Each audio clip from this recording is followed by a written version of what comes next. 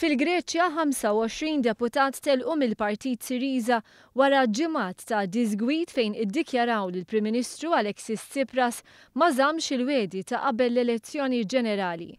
Dawn iffurmaw partit ġdid bl-isem ta' Għaqda Popolari li issa sar it-tielet l-ikbar grupp fil-Parlament tal-Greċja u li se jkun immexxi minn dak li kien il-Ministru tal-Enerġija. Din il-mossa saret magħrufa ftit ta' sigħat wara li Tsipras għamel uffiċjali r-riżenja tiegħu u ħabbar elezzjoni bikrija fil-Greċja. Dan 8 xhur biss wara li għall-ewwel darba ħadd tmexxija tal-pajjiż. 8 xhur li matulhom il-Greċja ma wafqitx tiddomina l-aħbarijiet għaliex il-Prim Ministru tal-Greċja għamel minn kollox biex ikun ibes fin-negozjati mal-Unjoni Ewropea. Xi ħaġa li għamel referenza liha fid-diskors tar-riżenja fejn qal li l-problema tal-Greċja telat fuq livell internazzjonali bis-saħħa tal-gvern immexxi minnu.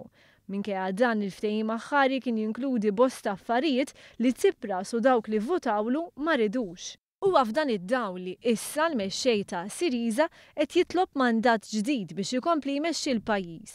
Qal li jkun ġust li l-ftehim tal-bailout ikollu t-timbru tal-poplu.